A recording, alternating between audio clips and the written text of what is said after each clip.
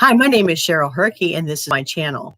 And you see next to me, I have my husband, Carl, because I'd like to have him talk today because we spent the weekend together camping, and we got to talk about what's been going on in his life the last 2 weeks. Sometimes we don't always get the details, but once I heard the details, I felt very strongly that I needed him to come and be interviewed.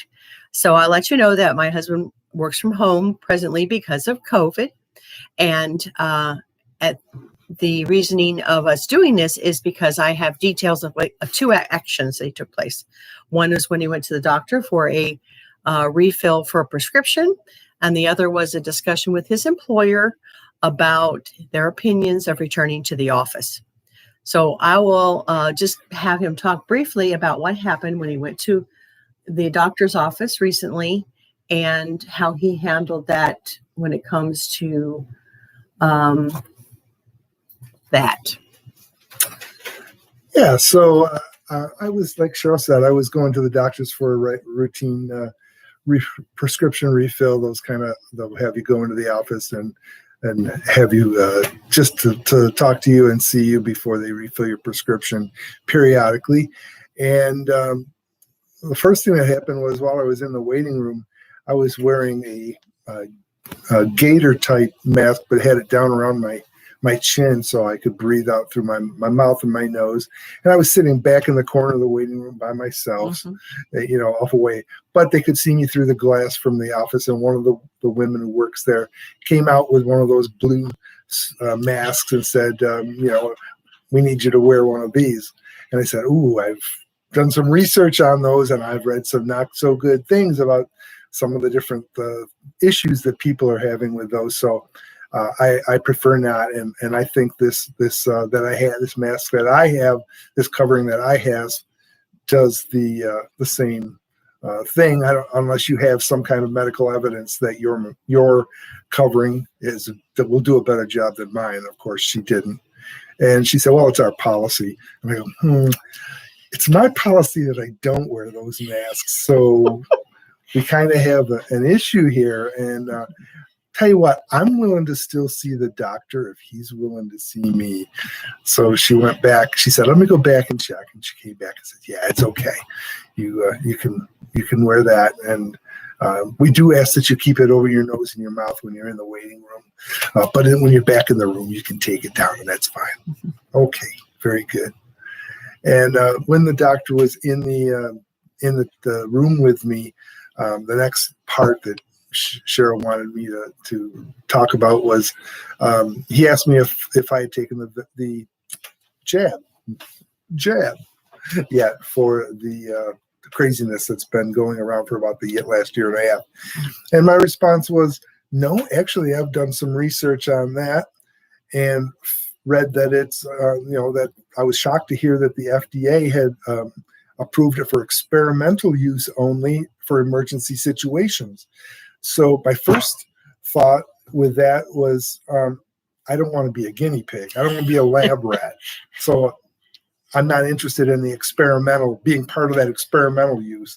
And then part B is the emergency. So I thought, what is the emergency? So I went to the CDC website, I told them, and I took their numbers, which, assuming they're right, I know there's questions about that, but let's just assume for sake of argument that they're correct. I divided the number of fatalities that are being reported in the U.S. by the CDC by the number of positive cases that have been reported by the CDC, and did the math and told him it comes out to a 99.982% survival rate for those that have been tested positive with it. Where's the emergency? That's not an emergency. And he just went, "You'll be okay." And he wrote down yeah, you'll be okay. Then just the other day. Well, let me preface by saying that he has a job that's technical, and that he presents technical information to people who are not technical. So when it comes to the evaluation of information, as you can see, he keeps it simple but powerful. So this was a interview kind of with his boss, trying to get an idea of what they were willing to do for the return back to the office, one of which would be a mask requirement, but not necessarily requirement. But, yeah, it was just with 2 or 3 of us on our team and my manager, and he was just saying, we don't know for sure, but there's been some other meetings with other locations where they've found that there's a lot of people who are unwilling to wear in the office, and there are an awful lot of more people who are unwilling to take the jab. And so the company has a real going to have some real hurdles to if in September there's talk about possibly bringing everybody back, mandating everybody coming back to the office, although it's not been officially brought out. But our manager was like, my advice is to start, put the bar low and assume that they're going to ask us to come back. And are you guys mentally preparing yourself for that? And, and pretty much to everybody was saying, they had a problem with this, but, some people were saying, but I'll do it if I have to. Other people were saying they have a problem with this and they wouldn't in any way. And they have health concerns they know people that have had that and having problems. So when it became my turn, I basically took the opportunity to share those 2 points that I shared with my doctor. Plus, additionally, I brought up that our company, as far as health insurance, has always taken a proactive approach in the 15 years that I've been with the company to try to be preventative, try to take, try to take a stance that's preventative and proactive with our health.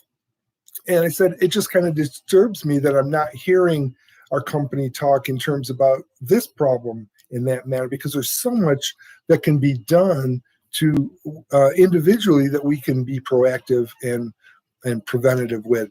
I'm not saying that you can mandate any of this. The company really can't mandate these. The company really can't mandate this. And the company can't mandate that people take care of themselves. But my point was, they have been preaching that when it comes to health insurance. Why have they dropped that? Why are they not doing that and continuing that now? And that, I just felt like that would be very valuable. And what are those things that you are doing now that's different to keep your immune system up?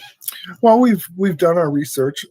Obviously, the things that we're doing right now is the things that we can get over the counter: zinc daily, vitamin C daily, vitamin D3 daily are the main 3 things. Exercise. Yeah, exercise, healthier eating. Yes. I mean, working from home, I've actually lost 15 or 20 pounds since I've been working at home in the last 16 months. Mm-hmm. So it's all a testament to just changing the lifestyle and being more responsible for our own health instead of looking to other sources for a quick fix. Right. Well, I wanted to make sure that he took the few minutes to tell you about that, because many of you may be trying to figure out how to have that discussion, and mainly is to be informed, have information that you know what you're talking about, and then just be convinced in your own mind how you're going to handle it, because we are all going to have to tell people of authority what we think. And I just encourage you all not to crater, not to say, well, gee, they made me feel like I wasn't being a good citizen if I didn't. And I'm telling you right now, you'll be a better citizen if you're true to your own self. So God bless you today. This is my video for the day. Hug someone and take off that mask and let people know what your intentions are for the future. We are in charge of our own health. We are in charge of our own lives. So it's been a pleasure to talk to you today. Bye now. Bye.